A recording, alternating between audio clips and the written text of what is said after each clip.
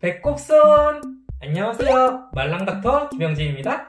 좋아요 꾹, 구독 꾹 눌러주시면 더 좋은 영상으로 보답할게요. 스리생이 어느덧 9화네요. 한 화에 1개월씩 총 12화에 12개월 이렇게 제작되었다고 하니까 이제 얼마 안 남았네요. 그냥 이렇게 된 거 끝까지 리뷰를 한번 해볼까 합니다. 뭔가 드라마가 전체적인 기승전결이 있다라기보다는 그냥 소소하게 의사들 사는 얘기를 해주는 것 같아서 마지막 화에서도 그냥 이렇게 소소하게 끝날 것 같은 그런 느낌적인 느낌? 오늘도 인상적이었던 장면 몇 가지 얘기하고 소화에서 나타나는 지연사춘기랑 동정맥기형 얘기를 좀 할게요. 본과 실습생 윤복이가 수술방에서 딱 추워하니까 도지학쌤이 무슨 생수통 같은 걸 하나 이렇게 딱 갖다 주잖아요. 이거는 생수는 아니에요. 핫팩은 더더군다나 아니고 이건 생리식염수예요. 보통 수술방에는 웜셀린이라고 해가지고 환자 체온 정도로 따뜻하게 데워둔 그런 식염수들이 있어요. 가끔 특정 수술 부위를 씻어낸다든지 아니면 마취 중에 환자 체온이 떨어지지 않게 링겔 맞듯이 맞는다든지 이런 목적으로 사용하는 건데 수술방이 너무 추우면 저렇게 가끔 핫팩 대용으로 사용하기도 한답니다. 저게 뭐 핫팩처럼 엄청 뜨거운 건 아니고 체온이랑 비슷한 37도 전후의 온도로 유지가 되는 건데 에어컨 시계 틀어둔 데서는 저런 것도 은근 따뜻해요. 저렇게 해도 안에 들어있는 내용물들은 멸균 상태가 다 유지되니까 너무 걱정하지 마시고요. 장겨울쌤이 아이 엄마한테 총담관 낭종에 대해서 설명하죠. 총담관 낭종은 총담관이 낭성으로 확장돼서 기능이 떨어지고 블라블라블라블라. 병원 생활 초반에 종종 나타나는 실수 중에 하나예요. 일단 의대생들은 모든 의학용어를 다 영어로 배워요. 중간에 예전에 잠깐 한글로 의학용어를 배우자 뭐 이런 운동이 있었던 것 같긴 한데 소통이 잘 안 되다 보니까 지금은 거의 안 하고 있을 겁니다. 무튼 의학용어를 영어로 다 배우는데 이거를 보호자나 환자한테 그대로 설명할 수는 없으니까 의사 입장에서는 그래도 나름 노력해서 쉽게 설명한다고 이거를 한글로 번역해서 설명을 하는 거예요. 지금 장겨울쌤이 했던 얘기를 의사들끼리 하는 얘기로 하면 이 병은 콜레도칼시스트라고 커먼 바이럴 덕트에 시스틱 딜라테이션이 있으면서 펑션이 떨어지고 블라블라블라 뭐 이런 식으로 될 겁니다. 이 말이나 저 말이나 어렵긴 마찬가지죠. 근데 의사들 입장에서는 쉽게 설명한다고 노력한 거예요. 장겨울쌤은 더 쉽게 설명할 방법을 계속 고민하고 있으니까 앞으로는 점점 더 친절한 의사쌤이 되시겠네요.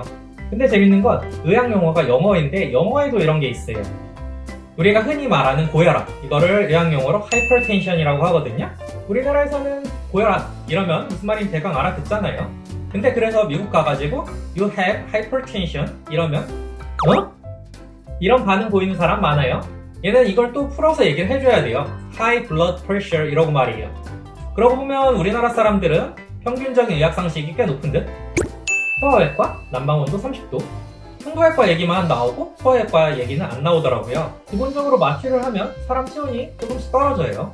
그래서 수술 중에는 체온이 점점점 떨어지기 마련인데 아이들은 몸집이 작다 보니까 어른들보다 저체온이 조금 더 잘 와요. 저체온이 오면 혈압이 떨어진다든지 심장이 천천히 뛴다든지 심하면 나중에 마취해서 깨할 때 의식 회복을 잘 못한다든지 그런 문제가 생길 수도 있어서 소아에서는 더 빵빵하게 온도 유지를 해주는 거예요. 앞에 얘기드렸던 웜셀라인도 그런 목적에서 사용하는 거고요. 초반에 이익준 교수님이랑 대화 나누는 외과 수간호사 송수빈쌤 딸이 중2인데 아직 초경을 안 했다고 했잖아요. 소아청소년과 의사다 보니까는 사춘기 지연이 순간적으로 탁 스쳐 지나가더라고요. 보통 남자애들은 만 14세, 여자애들은 만 13세가 되도록 2차 성징이 나타나지 않으면 사춘기 지연을 진단하게 되거든요. 여기서 말하는 2차 성징은 남자애들은 보완 발달, 여자애들은 유방 발달을 얘기하는 거예요. 예전에는 여자애들 초경하는 나이 기준으로 만 16살까지 초경이 없으면 진단하고 그랬었는데 요새는 초경하는 나이가 좀 많이 빨라졌어요. 보통 평균적으로 만 11.5세 전후로 하니까요. 그래서 요새는 초경보다는 유방 발달, 이런 2차 성징의 시작을 기준으로 잡는 경우가 더 많습니다. 여기서는 초경 얘기만 나와서 사춘기 지연이 있다 없다 말하긴 좀 애매하네요. 익준쌤이 소아청소년과 의사였으면 물어봤을 수도 있어요. 혹시 2차 성징은 나타나고 있나요? 하고 말이에요.